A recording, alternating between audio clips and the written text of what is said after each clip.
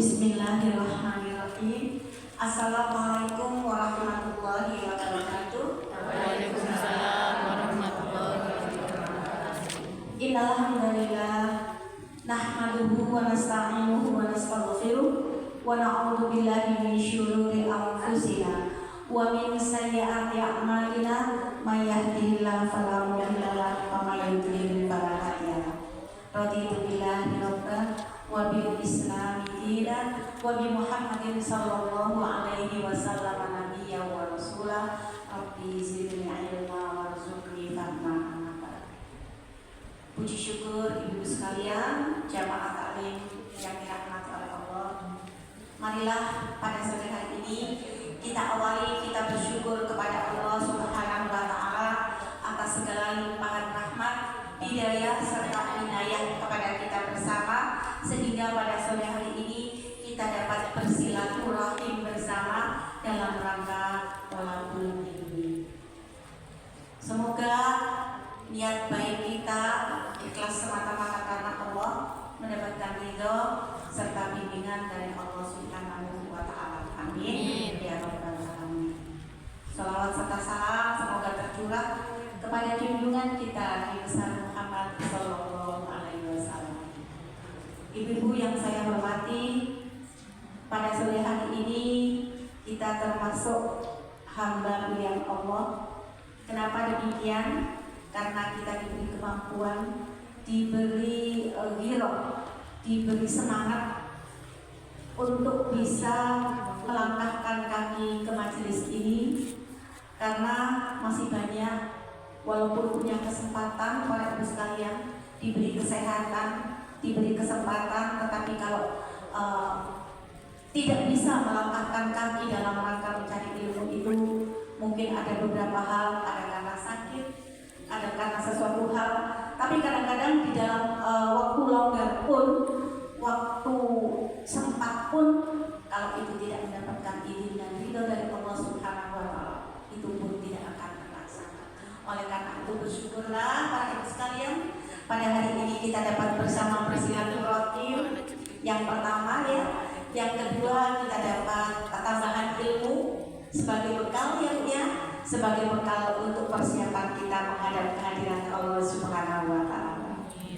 Karena kalau kita itu merasa pintar ya, alasan-alasan mau belajar, mau datang ke pengajian, saya sudah tahu semua itu. Merasa pintar sendiri, padahal orang itu semakin kita mau belajar, maka kita akan makin merasa kita itu masih bodoh. Ternyata kalau kita datang pengajian ada ilmu baru, oh iya, ternyata saya belum tahu. Kalau toh itu mungkin ilmu sudah pernah kita ketahui, itu adalah mengingatkan kita kembali. Itu ya. Kadang-kadang kita sudah tahu ilmunya, tapi kenapa nggak dilakukan? Nggak ada nggak dicas gitu ya. Nah, kalau diambil dicas. Jadi semakin kita sering datang ke taklim, maka berarti semakin banyak amalan yang insya Allah bisa kita laksanakan sebagai bekal tambahan, karena kita semua banyak yang di usia lanjut ya Bu ya, usia senja, di mana kehadiran kita di dunia ini makin lama waktunya makin berkurang, sehingga dengan datang ke taklim seperti ini para ibu sekalian, kita akan menambah ilmu, khususnya ilmu agama ya, sebagai bekal kita di akhirat nanti, karena kita punya visi dan misi sama. Apa visi misi kita itu? Adalah ingin apa Bu? Husnul khotimah. Enggak ada lagi Bu. Kita ingin mengakhiri hidup kita itu dengan akhir yang baik. Alhamdulillah. Ibu-ibu yang dirahmati oleh Allah Subhanahu wa taala, mohon maaf, mungkin jadwal saya itu sebenarnya akad kemarin itu ya Mbak Isi ya. Tapi kebetulan ada acara, saya mohon maaf. Alhamdulillah pada kesempatan sore ini saya bisa berjumpa dengan ibu-ibu dalam keadaan sehat. Ada kesempatan, saya juga dalam keadaan sehat, juga ada kesempatan sehingga kita bisa bersilaturahmi bersama. Ibu yang dirahmati oleh Allah Subhanahu wa taala, sebenarnya sudah bukan bulan Maulud ya, sudah selesai Mauludnya, tapi masih banyak Bu yang melaksanakan upacara Maulud ya. Kemarin itu saya diundang Bapak Wali Kota di mana? Di mana itu? Taman Surya. Maulud juga. Ya, maulud juga. Tapi saya berhalangan hadir karena mulai pagi saya itu ada acara sampai siang berlanjut sampai di rumah itu menjelang maghrib. Katanya bapaknya anak nggak usah datang kan, dimulai jam 7. Biasanya kalau begitu itu sampai tengah malam biasanya sudah usah. Jadi saya datang. Itu pasti memperingati Maulid Nabi Muhammad SAW. Oleh karena itu para ibu sekalian, saya tidak akan menerangkan Maulidun Nabi, kelahiran Nabi, bukan. Tetapi saya ingin sedikit menceritakan tentang akhir hayat Nabi. Kalau yang menceritakan kelahiran Nabi itu sudah sering ya. Nah, tetapi justru banyak yang tidak menceritakan bagaimana akhir pada saat Nabi akan mengakhiri hidupnya. Ibu-ibu yang dirahmati oleh Allah Subhanahu wa Ta'ala, Nabi itu diberikan oleh Allah usia berapa, Bu? 63 tahun. Nah, ini yang sudah kepala Nabi ini kalau menjadi umatnya Rasulullah itu sudah hampir-hampir. Saya ini sudah melebihi dari umur Rasulullah Sallallahu Alaihi Wasallam. Oleh karena itu, para ibu sekalian, saya katakan di awal tadi, usia berapapun yang diberikan oleh Allah kepada kita itu bukan menjadi masalah bagi kita. Yang menjadi masalah, yang harus kita terima, akhir yang jelek. Na'udzubillah min dzalik. Ibu-ibu yang dirahmati oleh Allah Subhanahu wa Ta'ala, beberapa bulan sebelum Rasulullah wafat, Rasulullah melaksanakan ibadah haji yang pertama dan yang terakhir. Artinya Rasulullah itu melaksanakan ibadah satu kali, yang pertama itu dan itu juga yang terakhir gitu. Nah, pada saat itu, pada saat khutbah, Rasulullah berkhutbah di hadapan para sahabat. Maka Rasulullah mengangkat suatu ayat, yaitu Quran surat Al-Maidah, surat kelima. Coba ibu buka ya, yang membawa Al-Quran atau HP-nya. Quran surat kelima, ayatnya ayat 3. Ayatnya saya baca, nanti saya tolong dibantu menerjemahkan. A'udzubillahi minasyaitonir rajim. Al-yawma akmaltu lakum dinakum wa atmamtu alaikum ni'mati wa raditu lakumul Islam madinah. Siapa yang bisa membantu saya? Ayat ketiga. Hari ini bagian akhir. Dan diharapkan Dan pada hari ini diharamkan. dan pada hari ini orang-orang kafir telah pada hari ini telah aku sempurnakan agamamu untukmu dan telah aku cukupkan nikmatku bagimu dan telah aku ridai Islam sebagai agamamu. Ayat inilah para ibu sekalian yang dibaca oleh Rasulullah pada saat Rasulullah melaksanakan haji wada, haji pamitan. Kita yang sudah melaksanakan ibadah haji, kalau kita mau pulang ke tanah air, kan kita melaksanakan haji wada. Itu artinya haji pamitan. Saya mau pulang ke tanah air kita. Nah, pada saat itu Rasulullah berkhutbah di hadapan para sahabat yang pada saat itu bersama Rasulullah melaksanakan ibadah haji. Ayat yang dibaca oleh Rasulullah Sallallahu Alaihi Wasallam adalah ayat ini. Al-yawma akmaltu lakum dinakum. Pada hari ini aku telah menyempurnakan agamaku untukmu. Wa atmamtu alaikum nikmati, dan telah aku sempurnakan nikmatku kepadamu. Wa raditu lakumul Islam madinah,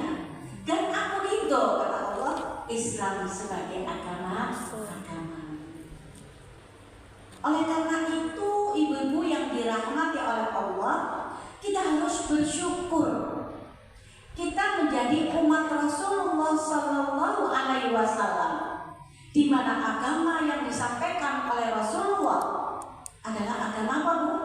Islam. Di mana di dalam ayat ini dijelaskan waraditu lakumul Islam madinah. Saya ridho, kata yang Allah, Islam sebagai agama. Oleh karena itu, Bu, sampai akhir hayat kita, sampai kita mengakhiri hidup kita, agar agama ini tetap di dalam dada dan jiwa kita.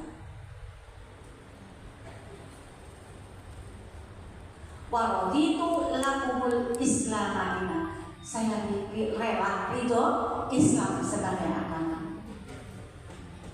Oleh karena itu, bersyukurlah kita semua para ibu sekalian, semoga agama Islam ini masih tetap di dalam jiwa sanubari kita sampai kita mengakhiri hidup kita. Amin. Ya Rabbal Alamin.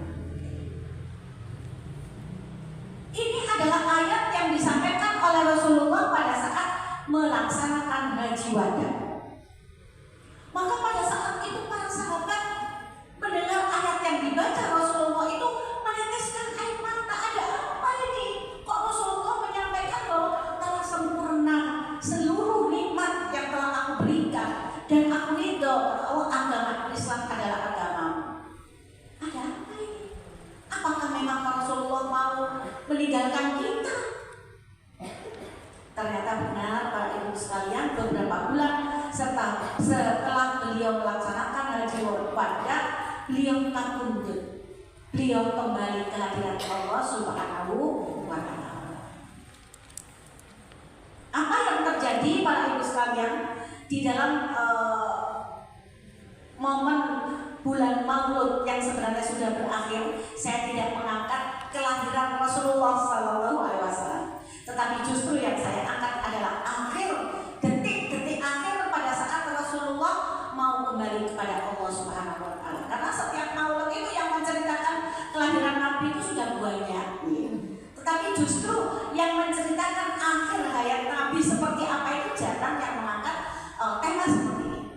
Nah, pada kesempatan ini ibu-ibu sekalian yang dirahmati oleh Allah, saya ingin menceritakan sekelumit.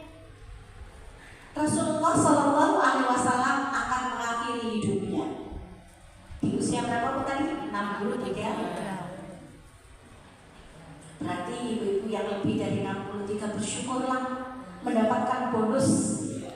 Nah, kalau bonus itu harus hati-hati, ya harus tambah berhati-hati. Ini lampu, kalau lampu itu sudah lampu apa? Kuning, ya. Habis hijau jalan. Nanti kalau merah berhenti, kalau kuning ini, siap-siap. Peringatan.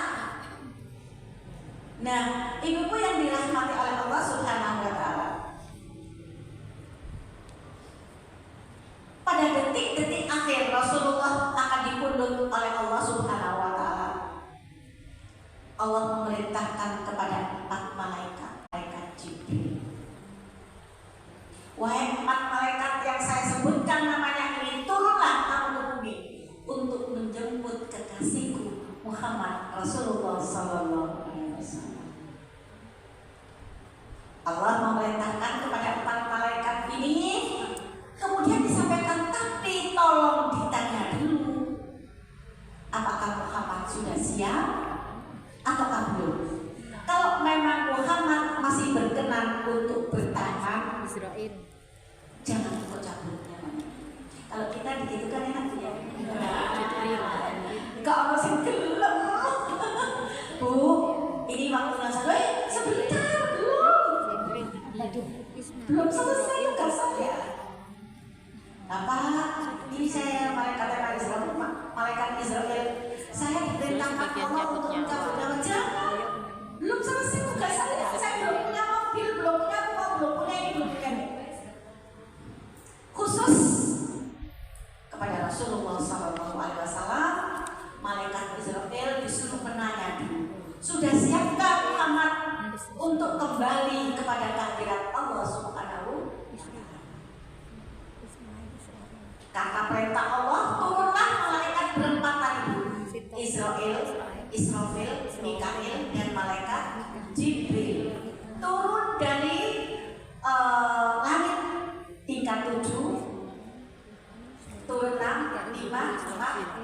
3, 2, 1. Sampai di tingkat 1, malaikat Jibril ngomong sama ketiga malaikat ini tadi, Israfil, Mikael, Israfil, saya sampai di sini saja. Kamu turunlah ke bumi sampai ke rumah Muhammad kekasih Allah. Tanya malaikat Israfil, kenapa malaikat Jibril kamu gak ikut aku sampai ke bumi menemui Muhammad? Aku gak tega. Nanti kalau pada saat engkau mencabut nyawa kekasih Allah ini, aku gak tega. Karena setiap saat menyampaikan wahyu, aku yang selalu diutus oleh Allah untuk menyampaikan ke Muhammad. Aku gak tega. Kekasih Allah ruhnya dicabut, dia harus kembali kepada Allah. Wis, kalau bahasa kilometer, bahasa teluk ibunya, wis aku kok gak tega. Nah, itu bahasa kilometernya begitu ya. Dipaksalah oleh ketiga malaikat ini Jibril untuk mengikut. Bukannya kamu itu setiap saat diutus Allah untuk menyampaikan wahyu. Yang menyampaikan wahyu kan mesti malaikat Jibril ya, ya. Kamu setiap saat diutus Allah untuk menyampaikan wahyu ke Muhammad. Kenapa saat ini kamu gak mau ikut menemani kami? Bukannya tadi waktu diutus oleh Allah, kamu juga termasuk yang diutus datang ke rumah Rasulullah. Baik kata, saya nggak mau ikut. Saya tunggu di tingkat 1 ini saja. Kamu turunlah ke bumi. Tanpa banyak bicara, ketiga malaikat ini turun sampai di rumah Rasulullah SAW. Pada saat sampai di depan pintu, diketuklah pintu rumah Rasulullah dengan mengucapkan Assalamualaikum warahmatullahi wabarakatuh. Pada saat itu Rasulullah memang beberapa hari sudah dalam keadaan sakit, sehingga sempat di satu waktu subuh beliau tidak bisa berangkat ke masjid untuk melaksanakan sholat subuh berjamaah. Pada saat itu Fatimah, seorang putri satu-satunya, menemani beliau di samping tempat tidurnya. Begitu mendengarkan salam, dibukalah pintu oleh Fatimah. Dibuka, ternyata tidak ada seorang pun yang ada di depan pintu. Kembalilah Fatimah kepada sang ayah. Wahai ayah, ternyata yang mengucapkan salam tadi tidak ada. Fatimah, beliau bertiga sudah ada di samping kanan kiriku dan di atas kepala. Si Fatimah tidak ada.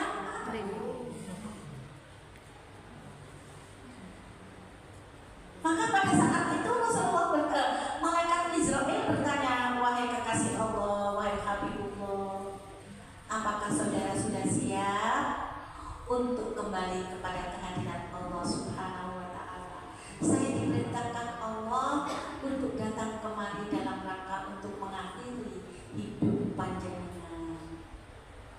Apa jawab Rasulullah, Bapak Ibu sekalian?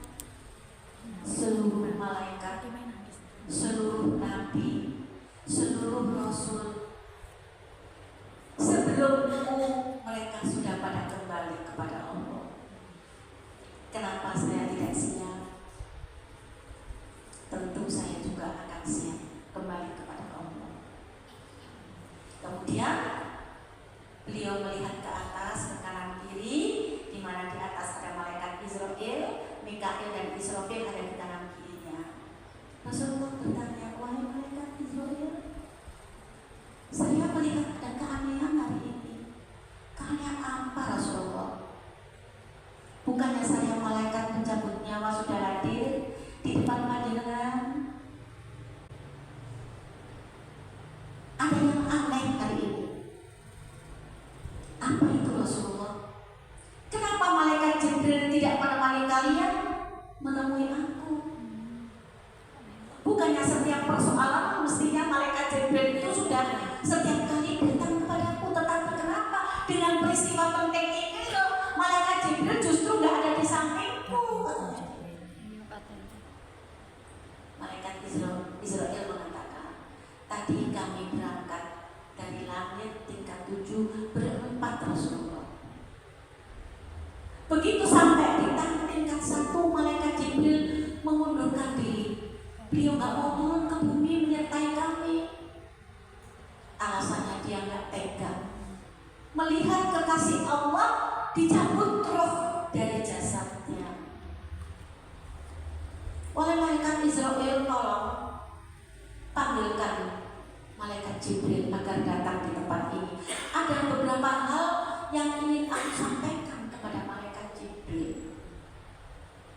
Baik Rasulullah, kalau Rasulullah menghendaki seperti itu, akan saya panggilan malaikat Jibril. Allahu a'lam bagaimana cara memanggilnya. Begitu setelah dipanggil oleh malaikat Israel, turunlah malaikat Jibril ada di depan Rasulullah dengan mengucapkan Assalamualaikum warahmatullahi wabarakatuh. Wahai kekasih Allah. Dijawablah oleh Rasulullah, Waalaikumsalam warahmatullahi wabarakatuh. Wahai Jibril, kenapa kalian tidak datang berempat tadi? Jadi Jibril pun terdiam. Jibril, kenapa kalian tidak berempat datang lagi? Diulangilah pertanyaan itu oleh Rasulullah. Maka Jibril pun mengatakan, wahai Habibullah, wahai kekasih Allah, sebenarnya sejak awal saya diutus berempat datang ke tempat panjenengan. Tetapi dengan berat hati, saya juga tidak akan tega melihat Rasulullah mengakhiri hidup dengan dicabut nyawa. Makanya saya tadi mengundurkan diri, tidak mau ikut turun ke bumi. Tetapi karena permintaan Rasulullah, saya mau hadir di tempat ini. Wahai keempat malaikat, saya siap kembali kepada Allah untuk mengakhiri hidup saya. Tetapi ada beberapa pertanyaan yang ingin saya sampaikan kepada malaikat Jibril. Wahai Jibril, berita apa yang kau bawa tentang akhir hidupku ini? Berita gembira Rasulullah. Apa itu? Yang pertama, seluruh amal ibadah Rasulullah sudah diterima di sisi Allah Subhanahu wa ta'ala. Alhamdulillah. Yang kedua,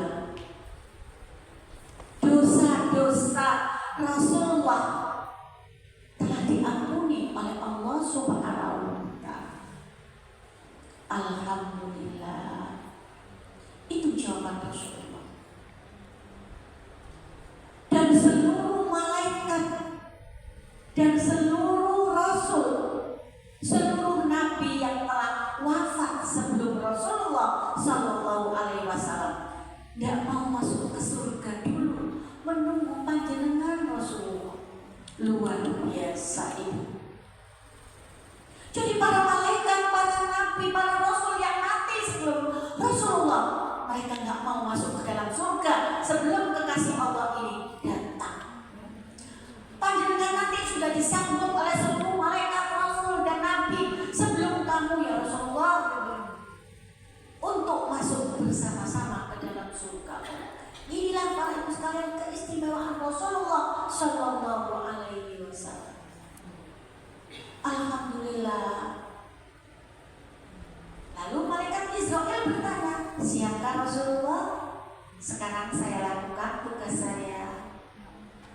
Sebentar Israel, itu kan untukku, itu semua berita untukku, iya kan? Itu kan berita untuk Rasulullah. Lalu apa lagi wahai kekasih Allah yang akan dengan sampaikan pertanyaan itu kepada saya, kata malaikat Jibril. Sepeninggalku nanti, bagaimana nasib umatku malaikat Jibril? Apakah nanti umatku semuanya nggak pernah ketemu aku?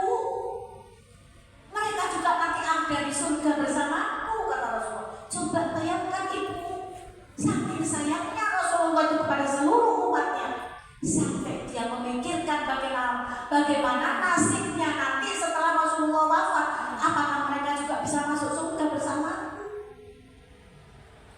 Kira-kira kalau sekarang ada orang pemimpin, Bu ya, pimpinan memikirkan rakyatnya sampai sebegitu, ada nggak? Ada. Saya sudah senang, oke. Yang di bawah urusan yang di bawah, ya. Inilah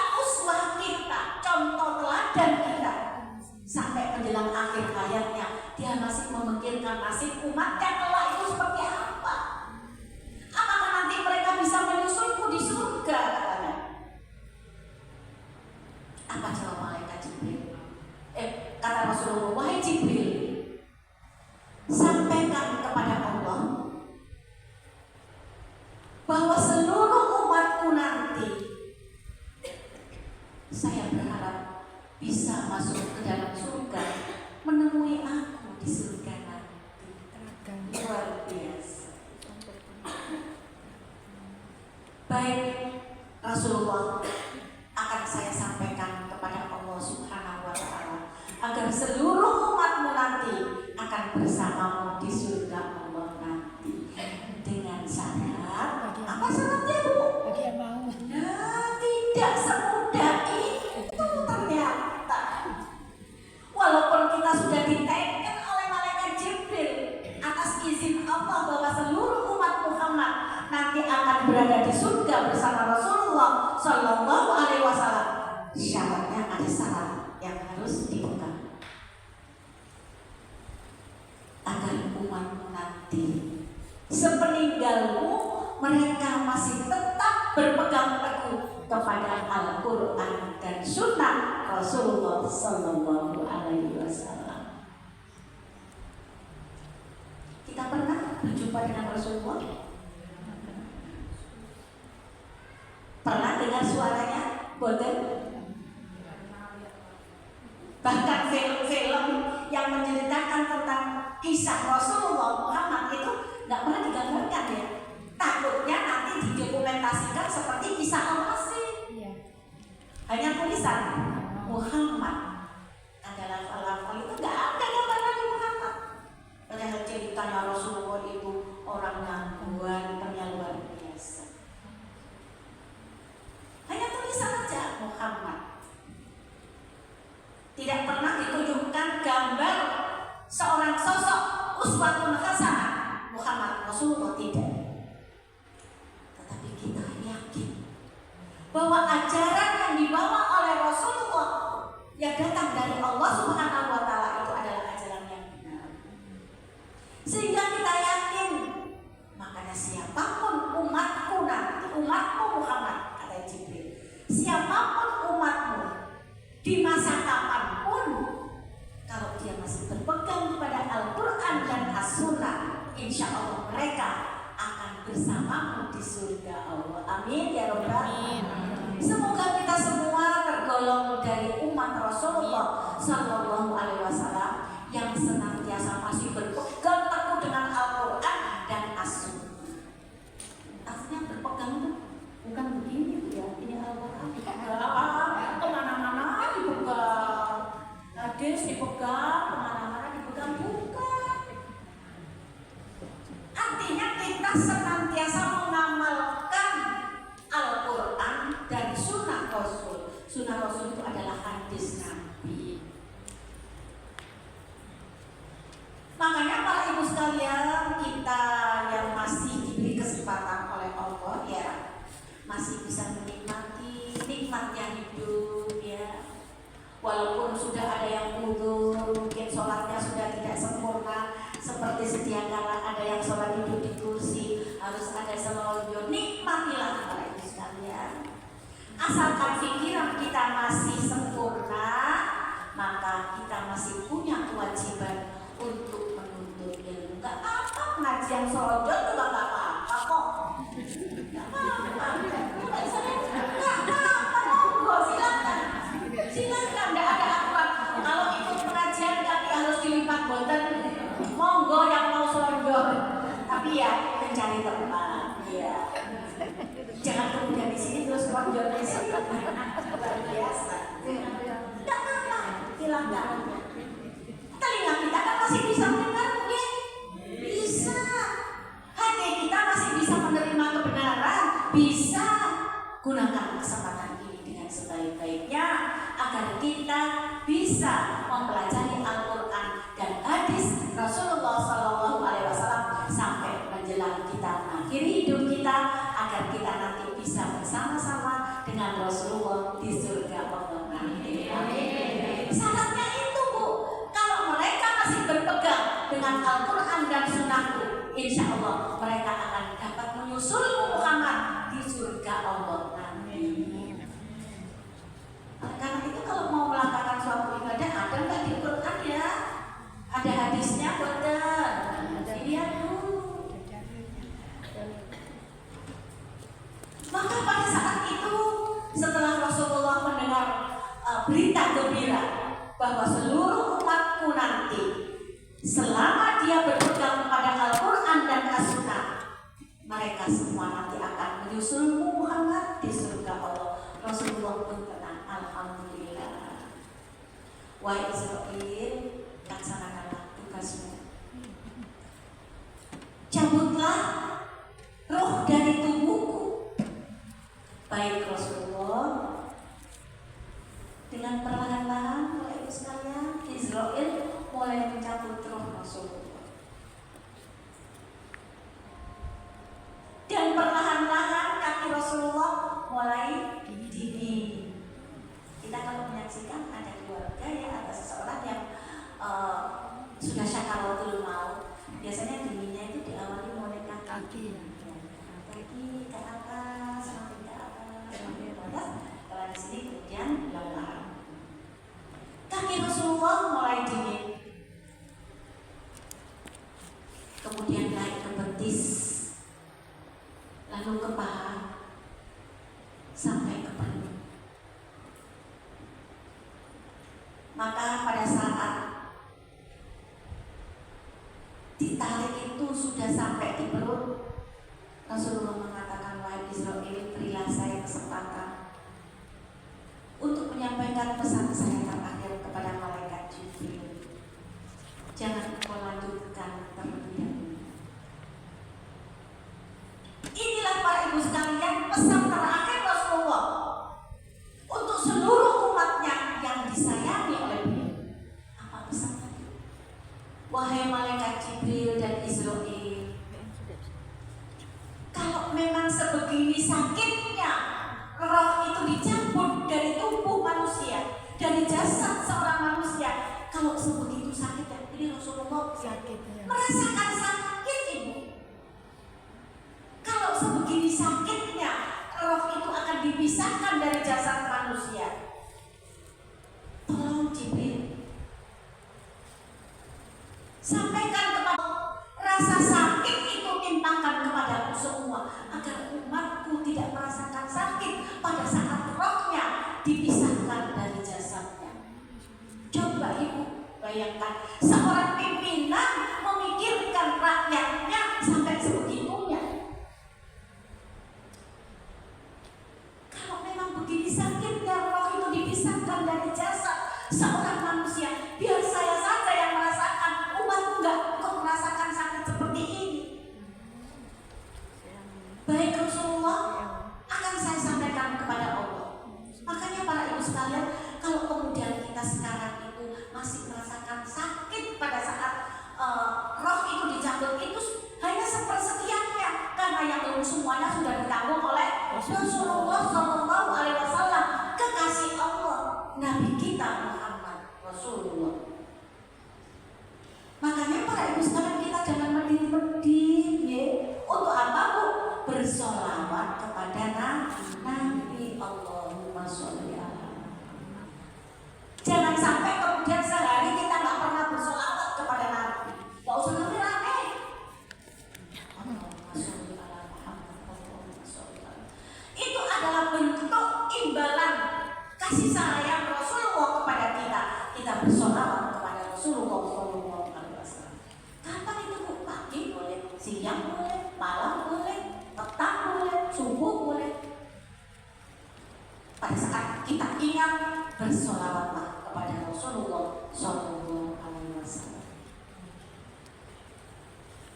Maka dan sudah disampaikan itu, wahai Muhammad, pesan terakhirmu sudah saya sampaikan kepada Allah. Insya Allah umatmu tidak akan merasakan sakitnya dicabut nyawa seperti yang kau rasakan. Ini seorang kekasih Allah bu, merasakan sakitnya dicabut nyawanya. Pada saat itu kemudian Nabi Muhammad mengatakan, wahai Israel, lanjutkanlah tugasmu. Setelah itu perlahan-lahan Rasulullah kemudian sampai di atas, sampai akhirnya wafatlah Rasulullah SAW dengan pesan-pesan yang disampaikan.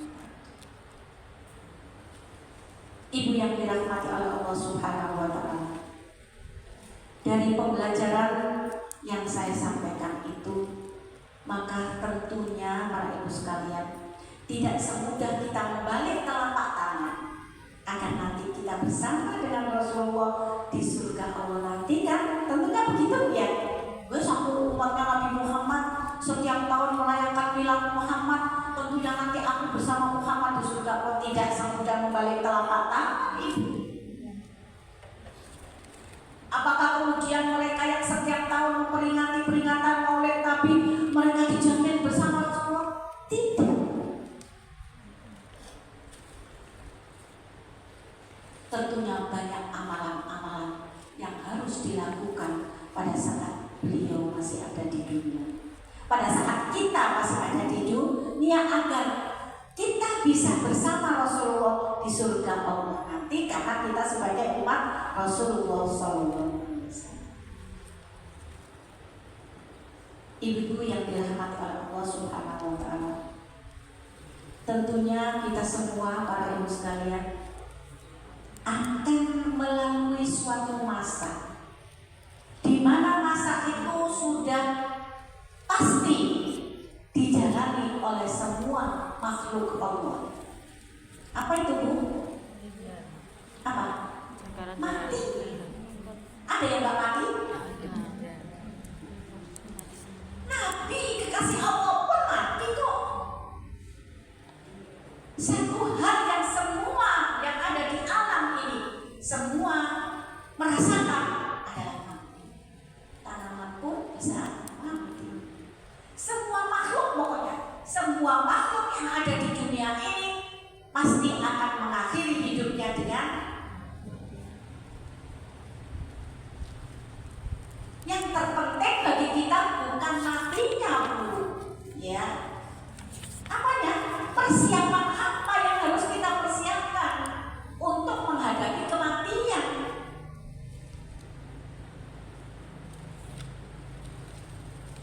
Maka Rasulullah mengatakan, semua manusia yang ada di alam dunia ini pasti akan mengalami masa, yaitu masa di dalam rahim, masa kelahiran, masa kematian, dan masa dibangkitkan kembali dari kematian pada saat yaumul mahsyar.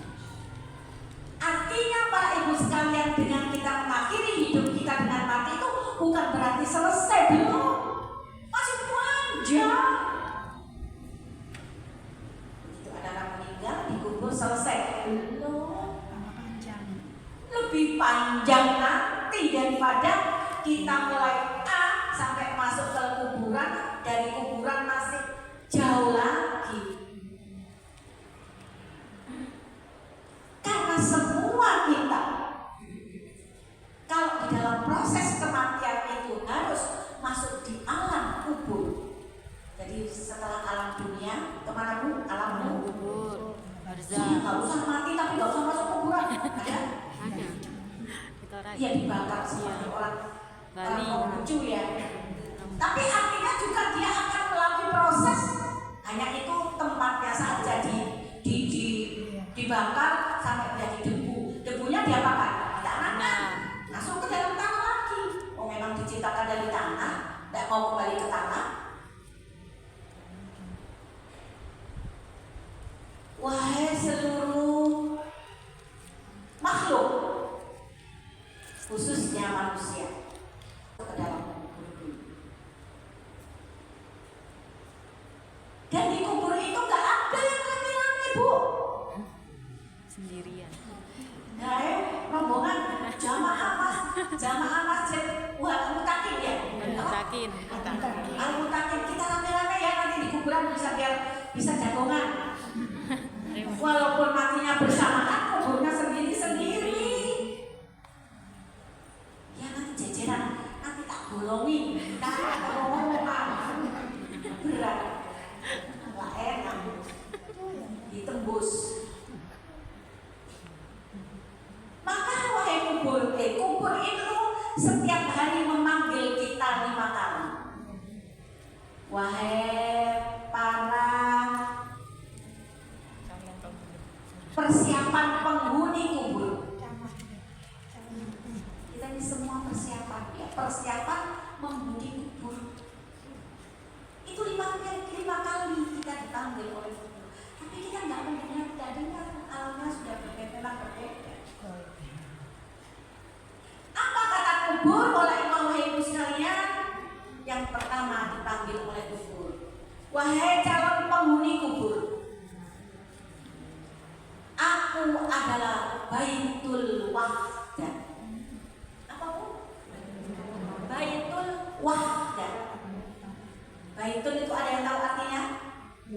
Rumah. Wahdah itu sendiri. Rumah kesendirian. Gak ada.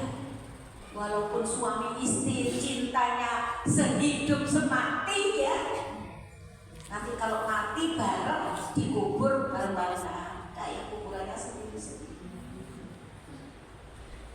Apa panggilan kubur kepada kita Pak Ibu sekalian? Ana Baitul Wahdah. Aku adalah rumah kesendirian, di mana masing-masing tinggal satu ruang.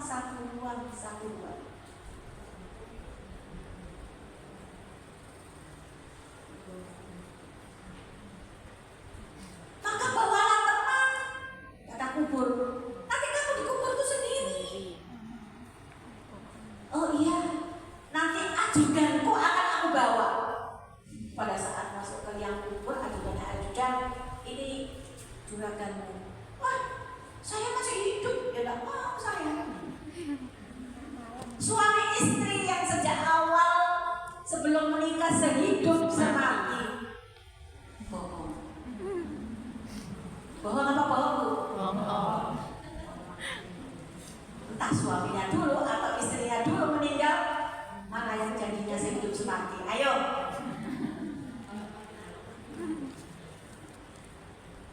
Karena kubur itu adalah Baitul Wahdah, rumah kesendirian.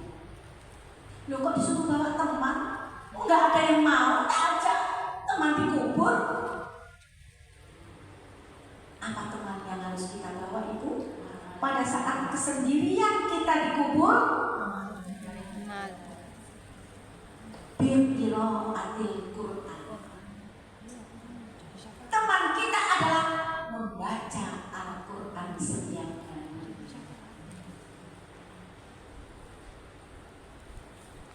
Makanya Pak Ibu sekalian, ini ibu-ibu sudah pandai semua yang membaca Al-Quran.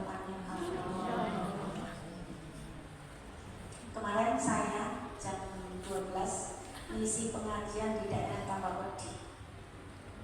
Program yang dilaksanakan di sana adalah membuka tafsir, belajar membaca Al-Quran dengan baik. Saya bilang program yang bagus. Jangan ada yang merasa wes tua, wes nggak belajar tafsir.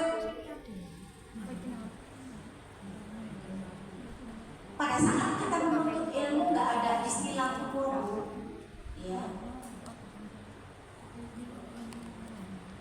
Utlubul ilma. Mulai dari buayan, mencarilah ilmu. Sejak kamu di buayan ibu sampai menjelang masuk ke liang lahat, itu anjuran mencari ilmu.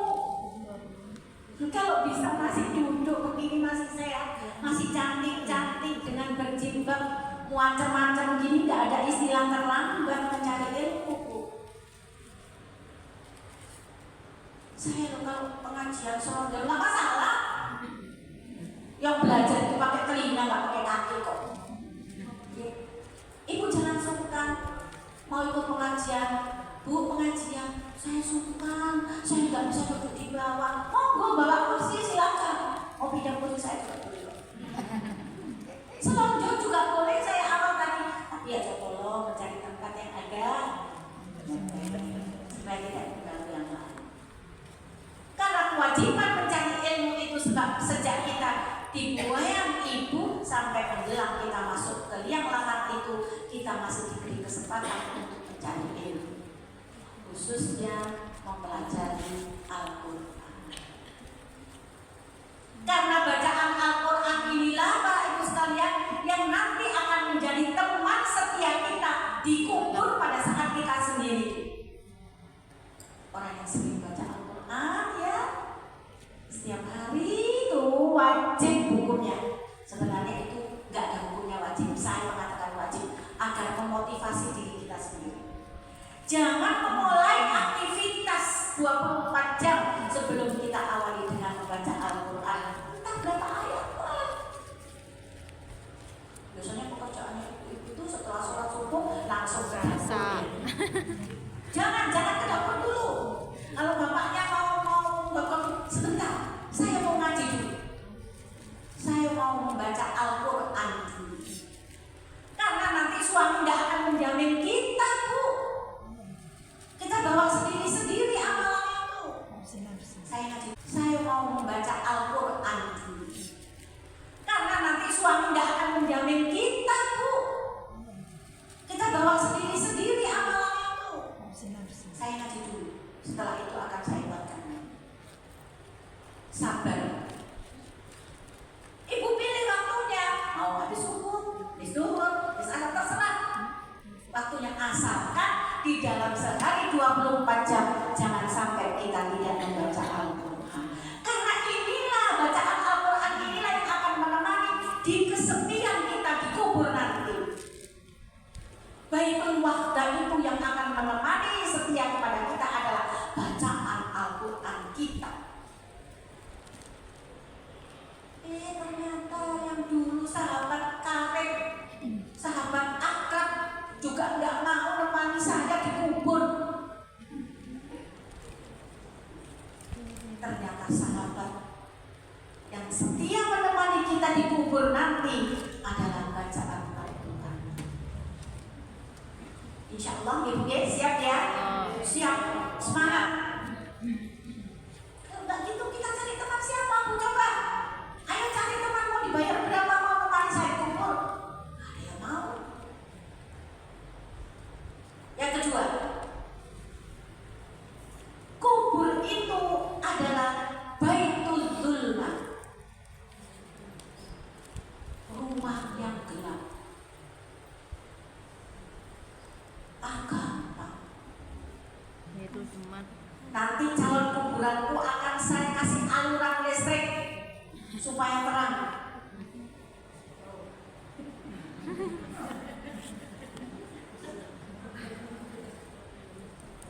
Kasih listrik berapa Mbak? Bagaimana cara mengatasi kegelapan di dalam kubur para ibu sekalian?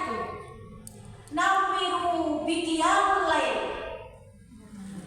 Terangilah kuburmu yang gelap itu dengan qiyamul lail. Salat malam. Pada saat kita sudah terbiasa melaksanakan sholat malam, kita nanti dikubur tidak merasa gelap, merasa tenang. Siapa yang menerangi? Qiyamul lail kita. Sudah punya teman tadi, alhamdulillah. Al-Quran yang setiap hari saya baca menemani saya tidak kesepian di dalam alam. Sudah ya, sudah punya teman ya. Kok gelap begini? Ternyata dikubur ini. Oh, saya punya lampu kok. Saya punya lampu dengan qiyamul lail yang saya lakukan setiap hari. Itu akan menerangi kubur kita. Kita merasa terang di dalam. Aduh, kadang-kadang kalau qiyamul lail itu di 2/3 malam masih ada. Seharian capek kerja. Kalau ibu sudah merasa capek banget ya, boleh ibu udah tidur, nanti sekitar setengah 10, jam 10 atau jam 11 ibu bangun qiyamul lail. Kalau khawatir di 2/3 malam nggak bisa bangun, boleh, asalkan ibu awali dengan tidur dulu. Saya takut nanti kalau setengah 3, apalagi sekarang subuhnya itu udah sampai jam 4 loh Bu. Iya. Setengah. Kalau kita bangun jam 3 itu kadang-kadang nggak nutut. Kalau mau qiyamul lail harus setengah 3. Kalau sekarang ini karena waktu itu kan bergeser ya. Nanti takutnya karena capeknya mungkin dari pergi ya, sampai waktu ini perkiraan nanti saya terlelap di 2/3 malam. Nah ibu istirahat sebentar, sholat isya, terbangun, pesan siapa kalau ibu atau dibangunkan nanti ya sekitar jam 10 atau jam 11 boleh ibu qiyamul lail. Kalau khawatir di 2/3 malam tidak bisa bangun, jadi jangan sampai absen. Inilah para ibu sekalian yang akan menerangi kubur kita di kegelapan kubur nanti.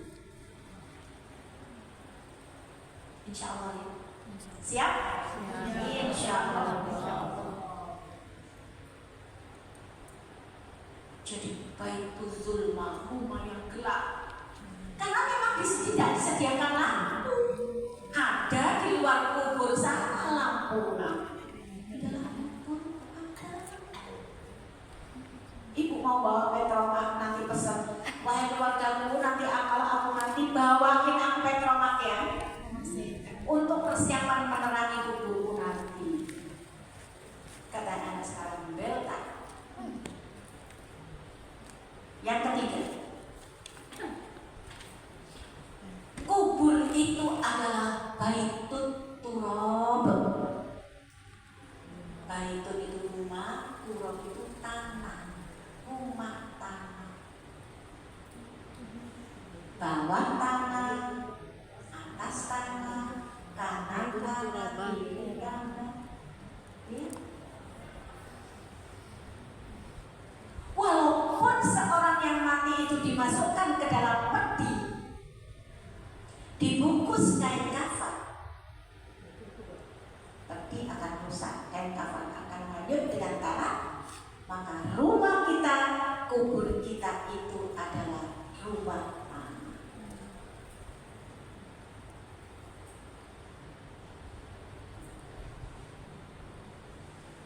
Di dalam rumah tanah itu apa?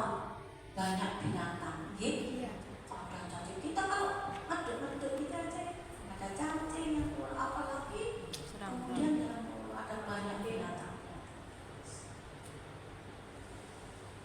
Maka para ibu sekalian, karena rumah tanah, fahmilul firash, bawalah tempat tidur. Tempat tidur ukuran berapa? Agar saya nggak tidur di tanah, bawa tidur katanya kubur. Oh kalau gitu nanti kalau saya pesan-pesan kepada keluarga, nanti kalau saya nanti tolong dibawain, dipesankan tempat tidur seluas kubur.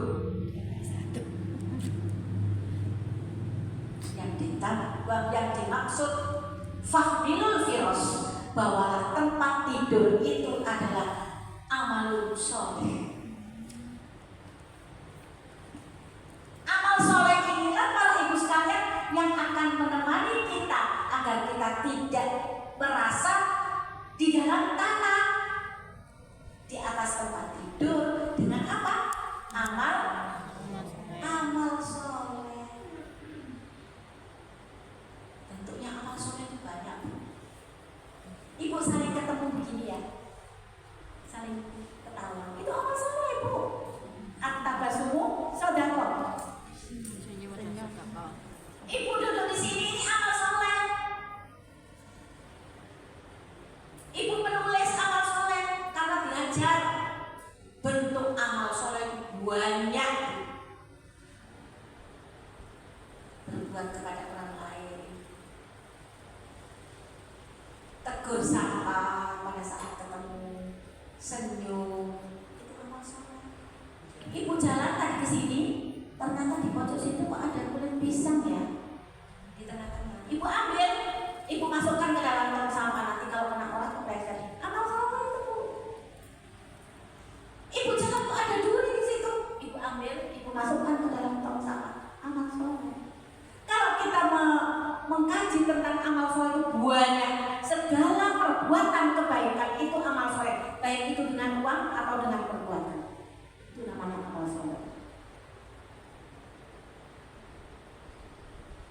dan pergi. Bawa oleh-oleh sedikit dari Kediri, beritahu Kediri, saya cuma beritahu Kediri. Nah tetangga ini pepetan, kalau saya boleh tahu nanti tahu. Tak kasihlah satu ecep-ecep, itu amal soleh. Untuk mengerjakan amal soleh nggak terlalu susah. Ibu datang ke sini tadi mungkin ya, ada yang mempersiapkan ini sebagai dokumentasi, itu amal soleh. Ada yang nyapu misalkan, ada yang masak ini, itu amal soleh. Jadi kalau kita belajar mempelajari amal soleh itu banyak. Segala kebaikan, baik itu dengan perbuatan atau dengan uang, itu namanya amal soleh. Ya. Jadi kegelapan kubur itu, karena di dalam kubur itu semua dikelilingi dengan tanah, maka agar itu kita merasa nyaman di kubur, kita merasa nyaman di atas tempat tidur yang nyaman, kita harus bawa bekal dengan amal. Yang keempat,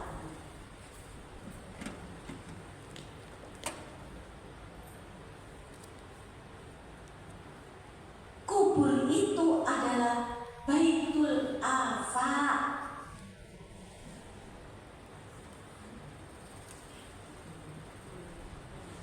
Rumah yang penuh dengan binatang-binatang buas. Ada ular, ada cacing, ada macam-macam di dalam tanah itu. Jadi kubur itu adalah rumah yang penuh dengan ancaman binatang buas. Untuk menyelamatkan diri kita dari serangan binatang buas yang ada di dalam kubur itu, pada saat kita di dunia ini harus memperbanyak membaca Bismillahirrahmanirrahim. Mau mandi, Bismillahirrahmanirrahim.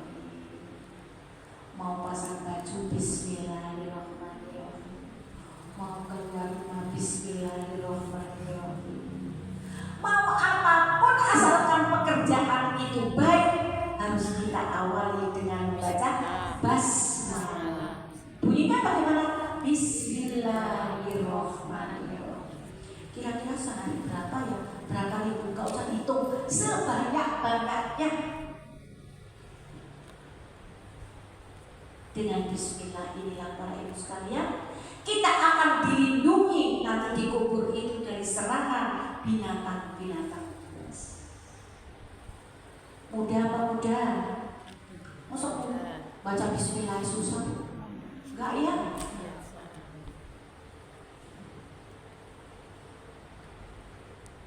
Mari kita berbanyak. Setiap hari kita membaca basmalah, bismillahirrahmanirrahim. Mau tidur, bismillahirrahmanirrahim. Kemudian membaca doa akan tidur. Bangun tidur, alhamdulillahirabbil alamin. Dan bangun dari tidur kita bismillahirrahmanirrahim. Baru kita membaca doa bangun tidur. Mau aktivitas apapun, asalkan aktivitas itu baik, harus diawali dengan membaca bismillah. Dari pengajian, saudara saya tadi jemput, ayo saudara rapi, tak ganti bismillahirrahmanirrahim. Itu tak masuk. Bismillah itu harus mengawali perbuatan yang baik. Ini sama loh, sandalnya sama persis biasa. Soalnya saya sudah agak mau putus, tak ganti ya. Bismillahirrahmanirrahim. Baik, Pak Ibu sekalian, yang kelima,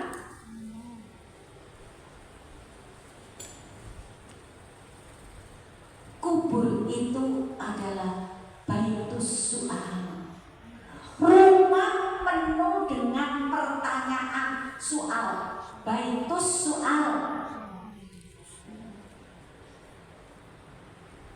di mana pada saat seorang jenazah itu sudah dimasukkan ke liang lahat, semua keluarga dan teman sudah kembali ke rumah masing-masing, turunlah malaikat mungkar dan nakir untuk memberikan soal pertanyaan.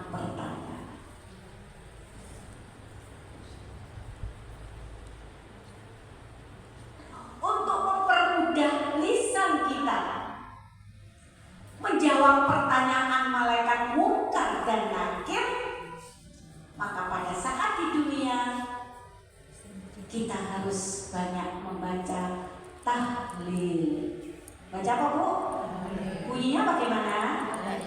La ilaha illallah. Dilanjutkan boleh? Muhammadur Rasulullah. La ilaha illallah pun boleh.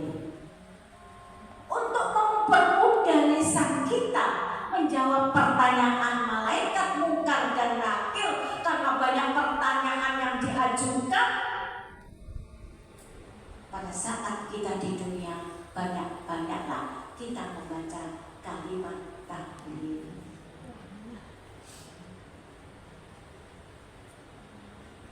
Di sebuah riwayat dikatakan bahwa nanti ada orang yang bangun dari kubur untuk menuju ke hari mahdi padang mahsyar. Mukanya bersinar seperti bulan purnama. Jadi mukanya ini punya sinar. Dari jauh tidak kelihatan. Tetapi sayangnya para ibu sekalian, kita nggak bisa ngomong kalau kita nggak punya sendiri. Ibu itu nggak punya sinar, karena nanti dia mau pasang gelap. Orang yang merutinkan membaca kalimat tahlil pada saat dia dibangkitkan dari kubur menuju padang mahsyar, wajahnya itu seperti bulan purnama membawa sinar. Tetapi kita nggak bisa menunggu, nggak bisa. Harus bawa sendiri-sendiri, nggak bisa turut-turutan. Mumpung kita masih punya kesempatan di dunia, perbanyaklah membaca tahlil. La ilaha illallah. La ilaha illallah. Kapanpun, berapa jumlahnya terserah, sebanyak-banyaknya. La ilaha illallah. Bahkan ada hadis yang mengatakan, maka fi akhirihi qala la ilaha illallah dakhala jannah. Siapa yang pada saat dia syakaratul maut, kalimat terakhir yang diucapkan adalah la ilaha illallah dakhala jannah, dia dijamin masuk surga. Amin. Begitu itulah para ibu sekalian 5 bocoran dari Rasulullah SAW yang perlu kita persiapkan mumpung kita masih ada di dunia. Karena persiapan itu harus di dunia, bukan di kubur nanti. Membaca bismillah, gak bisa, sudah mati kok. Membaca tahlil, gak bisa ya sekarang ini membacanya. Mau qiyamul lail, sudah mati kok qiyamul lail. Mau membaca Quran, gak bisa. Mumpung kita sekarang masih punya kemampuan membaca Al-Quran, kemudian melakukan amal soleh, membaca bismillah, membaca tahlil, kemudian satunya apa tadi? Qiyamul lail. Mumpung masih diberi kesempatan entah berapa lama, mari kita gunakan dengan sebaik-baiknya. Sebagai apa? Persiapan kita pada saat kita masuk ke dalam kubur. Saya nggak usah pakai kubur. Itu prosesnya sama seperti itu kok. Tak bisa. Saya nggak mau pakai masuk kubur kalau mati. Kamu masuk mana? Dibuang ke laut aja. Sama. Ibu yang dirahmati oleh Allah Subhanahu wa Ta'ala, mumpung kita masih punya kesempatan ya, entah berapa lama sisa umur yang diberikan oleh Allah kepada kita, mari kita gunakan dengan sebaik-baiknya. Kita ini sudah di usia rentan, Bu. Sudah banyak kekurangan pada tubuh kita ini. Yang dulunya cantik, sekarang berangsur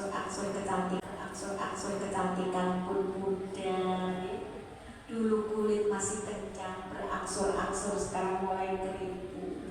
Itu adalah sebenarnya tanda-tanda kalau kita mau mengerti. Bukan begini, kulitnya kok keribu? Iya wis kok. Itu sebenarnya apa? Lampu kuning untuk kita.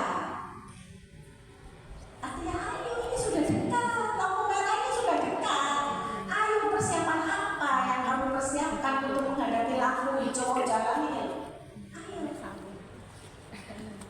Ibu-ibu jamaah yang dirahmati oleh Allah Subhanahu wa taala, masih ada kesempatan 10 menit ya. Saya persilakan ibu-ibu barangkali ada yang perlu ditanyakan dari apa yang saya terangkan tadi.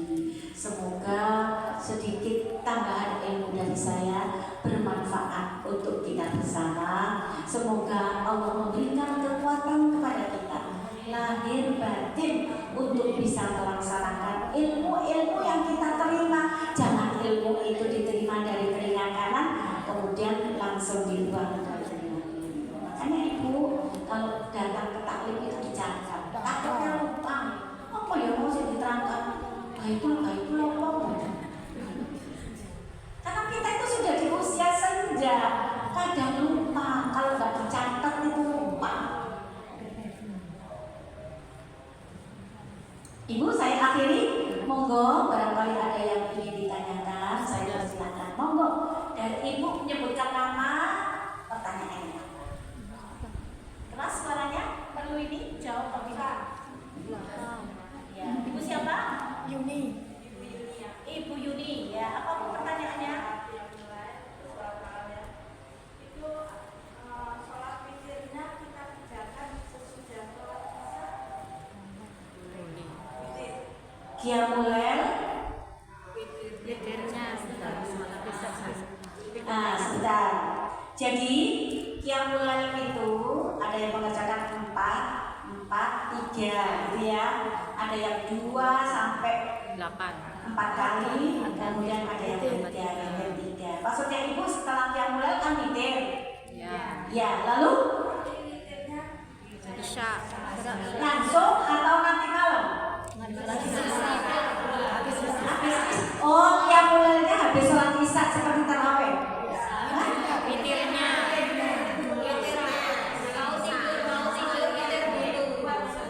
Mau tidur witir dulu, Qiyamul Lailnya belum? Lalu jangan dong. Qiyamul Lail itu, witir itu adalah penutup dari Qiyamul Lail. Jadi ibu jangan witir dulu kalau sebelum Qiyamul Lail. Enggak, Bu. Ya, ya. Takut kalau Kelupaan. tiduran enggak bisa sholat. Sholat witir dulu. Sholat witir. Nggak apa-apa. Iya. Jadi seperti tarawih gitu ya? Ya. Iya. Oke, begitu. Enggak, witirnya aja. Takutnya Bu. Sholat witir. Iya, Takutnya. biasanya enggak Berarti kalau ibu sudah sholat witir nggak bisa Qiyamul Lail. Qiyamul Lail aja. Tiduran mau witir. Itu nggak bisa. Jadi witir itu Biasanya adalah gandengannya penutup memang. Qiyamul Lail. Qiyamul Lail dulu, baru ditutup dengan witir. Paham ibu? Maksudnya ibu gini, coba saya jelaskan ya. Ibu habis sholat isya, ibu sholat witir. Terus nanti Qiyamul Lail. Iya. Witir lagi. Salah Bu, salah. Jadi begini, witir itu adalah penutup Qiyamul Lail. Qiyamul Lail dulu baru sholat witir. Paham? Ya, biasanya bisa. Jadi ibu jangan witir dulu belum Qiyamul Lail witir. Kenapa kok ibu kerjakan witir dulu sebelum Qiyamul Lail? Iya. Kali Jaber itu. Kali Jaber. Bisa memang. Katanya kalau takut ketiduran Ustaz. Ya, tapi witir itu penutup Qiyamul Lail ibu. Karena ada sholat sunnah mutlak. Ada yang mengatakan gini, kalau sudah witir nggak bisa sholat lagi. Bisa Bu. Witir itu adalah penutup Qiyamul Lail.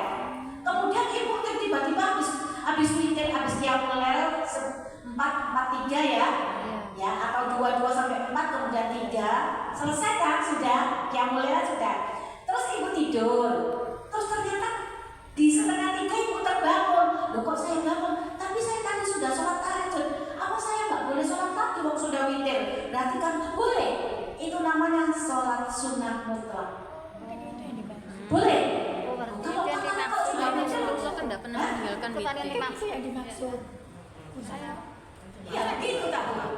Kan ada gitu. Aku yang bisa menjelaskan. Coba saya hidup ke sini aja. Hidup ke sini. Saya biasanya Soalnya saya pernah dengar juga Boleh. Ustaz Anu sebenarnya Ali Juber takut ketiduran. Memang saya pernah dengar. Jadi takut kita tidak bisa Pak. Bangun. Iya,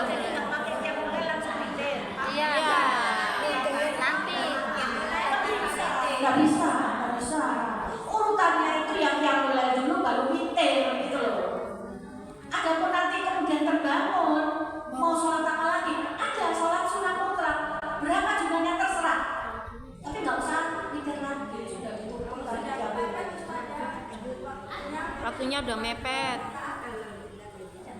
kalau waktunya mepet. Kalau waktunya mepet, iya sudah, nggak apa-apa, nggak pakai qiyamul witir saja.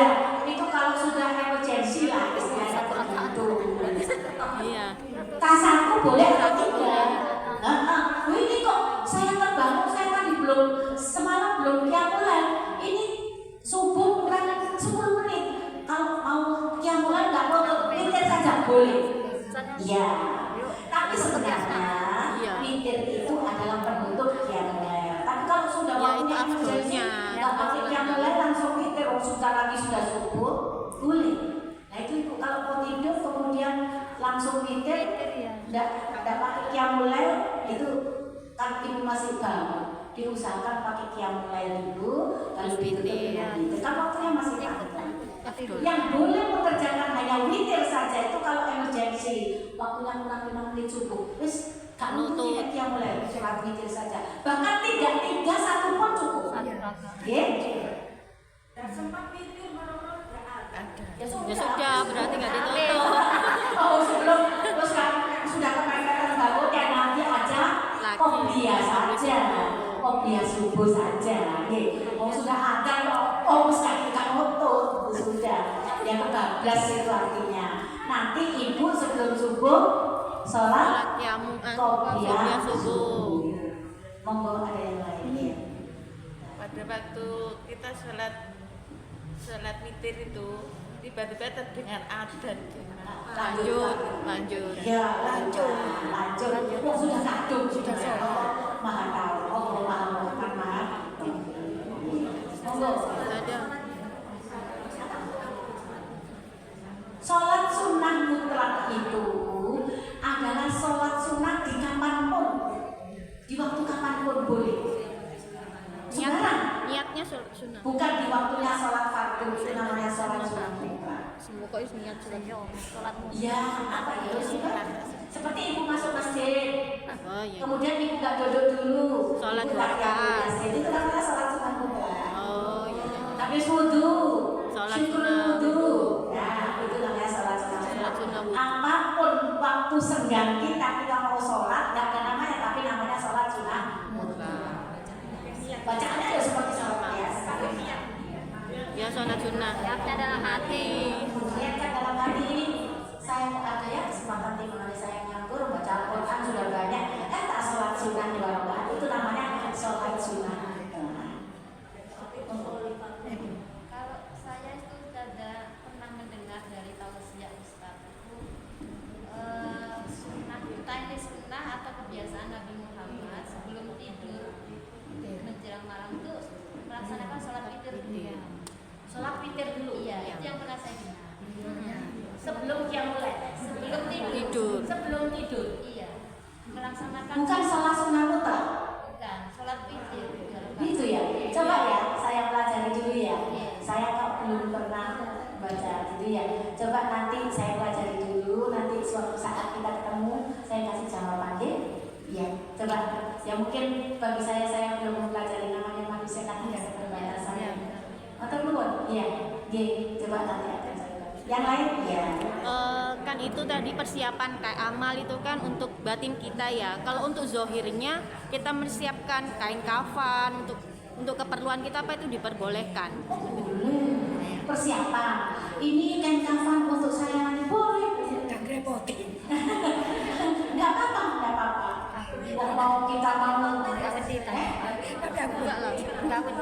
Yang disimpan yang baik. Masukkan lemari kalau sudah bersih. Tidak menyelisih sunnah ya itu Ustazah. Tidak menyelisih sunnah. Tidak menyelisih sunnah Rasulullah. Sunnah. Tidak menyelisih sunnah. Menyelisih. Enggak apa-apa. Oh itu persiapan. Kita mau pergi aja ada persiapan, apalagi mau pergi untuk selama-lamanya dipersiapkan. Pesan yang di rumah ini nanti kalau ibu meninggal ini kayak kapan saya, enggak apa-apa. Cukup ya?